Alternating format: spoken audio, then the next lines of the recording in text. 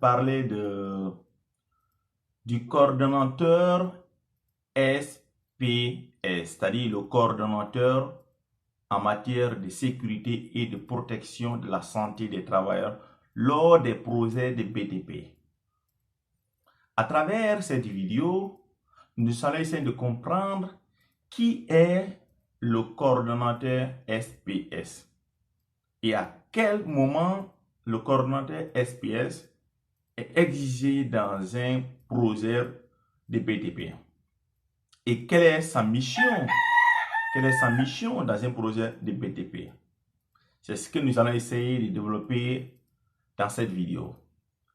Mais avant de voir le développement de la vidéo, toi qui regardes la vidéo, si vous n'êtes pas encore abonné à ma chaîne ProCaster Consulting, je vous invite donc à vous abonner à la chaîne en appuyant sur la cloche afin de recevoir la notification à chaque fois que je publie une vidéo. Je vous informe que je publie une vidéo chaque semaine sur un thème ou soit sur le management de la qualité, sécurité et environnement. Donc, si vous tenez vraiment à renforcer vos connaissances dans ces trois domaines-là, il est important pour vous de vous abonner à la chaîne afin d'être au courant de mes vidéos et de faire partie de ma communauté ProCaster. Revenons donc au sujet du jour. Vous savez, les projets de BTP sont souvent de grandes envergures et demandent l'expertise de plusieurs professionnels, c'est-à-dire la compétence de plusieurs métiers.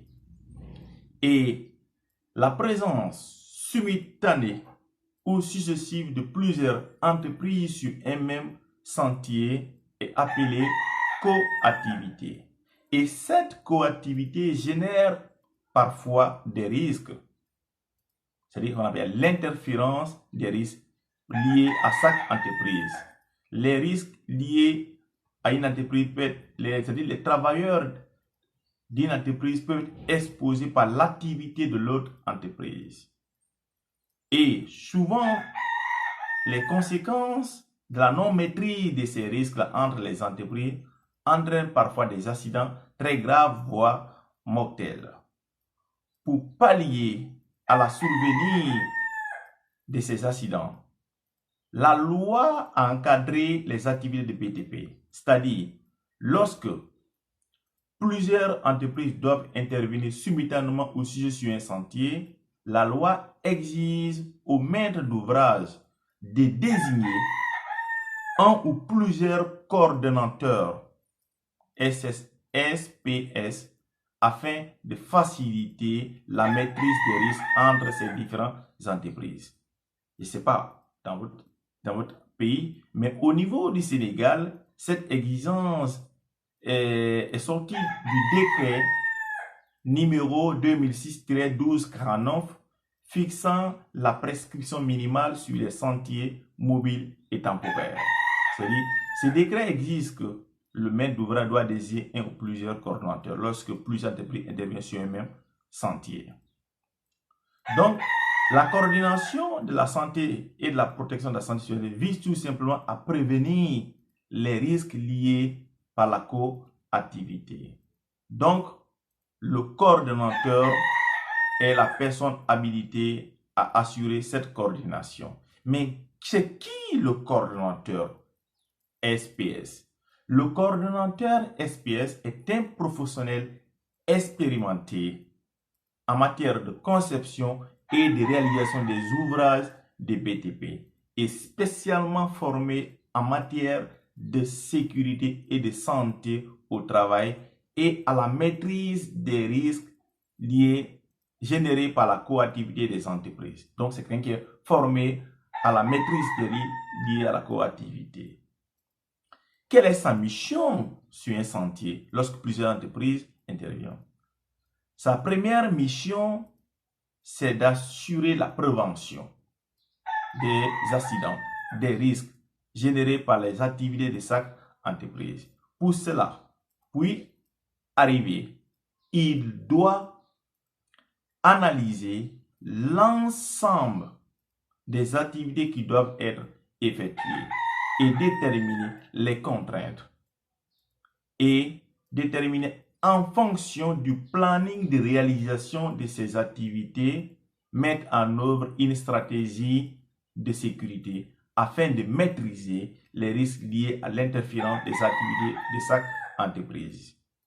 Deuxième mission, il doit organiser la sécurité sur site.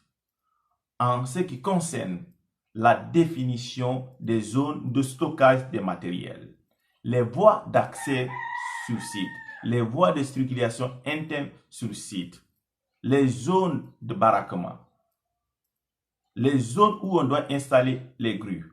Donc, il doit assurer une coordination avec l'appui de l'architecte sur site. Une fois que ces deux premières activités réalisées, il doit établir, c'est-à-dire rédiger, un plan général de coordination entre les entreprises. Ce plan général de coordination contient les résultats de l'analyse des activités à réaliser et les règles de sécurité à respecter sur le site, c'est-à-dire il détermine les règles de sécurité à respecter sur le site et il communique ce plan général de coordination à chaque entrepreneur qui doit intervenir sur le site. Donc, chaque entrepreneur doit se servir du plan général de coordination pour établir son plan particulier de prévention et de la santé des travailleurs. Donc, ce plan particulier concerne les risques auxquels son entreprise est confrontée. Donc, et tenir en compte les risques de coactivité. Donc, le coordonnateur, il est là pour faciliter le respect des règles de sécurité et il est là pour faciliter que les activités de chaque entreprise se réalisent dans l'art et en matière de sécurité. N'oubliez pas une chose, l'autorité du coordonnateur doit être respectée sur site. En cas de manquement, il a l'autorité d'arrêter un chantier jusqu'à la remise en conformité des règles de sécurité. Retenez ceci, la présence du coordonnateur SPS n'entraîne en rien la responsabilité du maître d'ouvrage. Le maître d'ouvrage est le premier responsable de sécurité sur site. Lui, le coordonnateur est sous son autorité. Donc, le coordonnateur est quelqu'un qui facilite les règles de sécurité entre les entreprises afin de prévenir les accidents sur site. Donc, c'est ce que j'ai voulu partager avec vous dans cette vidéo. Si la vidéo vous a plu, il vous reste une chose à faire. Likez, commentez et partagez autour de vous. Et informez vos collègues de venir s'abonner à la chaîne afin d'agrandir cette communauté-là. Je vous attends à la prochaine vidéo, à la semaine prochaine.